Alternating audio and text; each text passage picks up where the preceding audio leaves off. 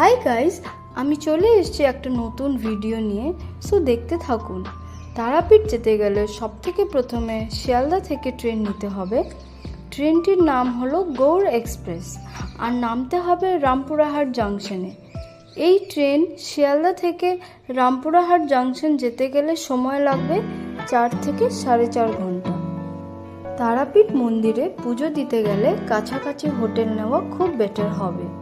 আমরা তারাপীঠ মন্দিরের আশেপাশেই হোটেল নিয়েছিলাম থাকার জন্য। এখানে মন্দিরে পুজো দিতে গেলে একটা লম্বা লাইন ফেস করতে হবে, যেহেতু এই মন্দির খুব ভিড় থাকে, কারণ খুব জাগ্রত মনে করা হয় এই মন্দিরকে।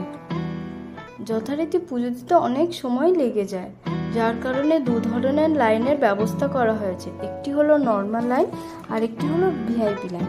ভিআইপি লাইনে 500 টাকা মতন চার্জ করে আর পুজোটা তাড়াতাড়ি হয়ে যায়।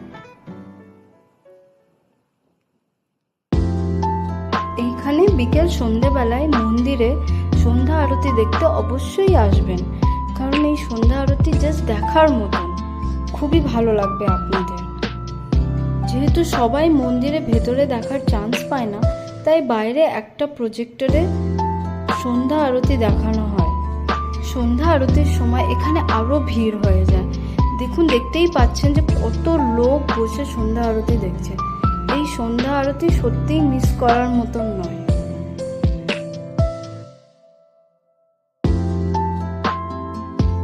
বিকেল সন্ধ্যেবেলায় প্রসাদ বিতরণ করারও ব্যবস্থা করা হয়েছে।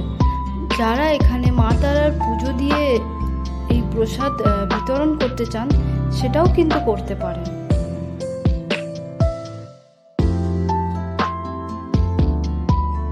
আরও একটা ইন্টারেস্টিং ব্যাপার হলো, এখানে সকাল থেকেই সব রকম লোকজনেদের খাওয়ানো হয়, যেটাকে বলে ভান্ডারা। বিভিন্ন সংস্থা গ্রুপ থেকে এটা করা হয়, কিন্তু আমরা চাইলে ভান্ডারা অর্গানাইজ করতে পারি। সো এটা আমরাও করেছিলাম। সকাল সকাল রান্নাবাড়ি শেষ করে সেই রান্না পুজো দিয়ে প্রসাদ হিসেবে খাওয়ানো হয়েছিল। এখানে গরিব বড় লোকের কোনো ব্যাপার নেই, সব রকম লোকজনেই খেতে পারেন, কারণ এটা মায়ের প্রসাদ হিসেবে বিতরণ করা হয়। এই খাওয়ানো চলে প্রায় বিকেল অবধি, যতক্ষণ না খাওয়া শেষ হচ্ছে আর যতক্ষণ না লোকজন আসা কম হয়ে যাচ্ছে। আমাদের খাওয়ানোর কমপ্লিট হয়ে যাওয়ার পর আমরা টুকটাক সাইট সিন দেখতে বেরিয়ে গেলাম। সিনগুলো দেখতে গেলে বা ঘুরতে গেলে আপনাদের টোটো বুক করতে হবে, আর ওখানে টোটো অ্যাভেলেবেল থাকে, কোনো অসুবিধার কোনো ব্যাপার নেই। টোটো 50 টাকা মতন ভাড়া নেবে আর আপনাদের 7-8টা জায়গা মতন খুব সুন্দরভাবেই ঘুরিয়ে দেবে।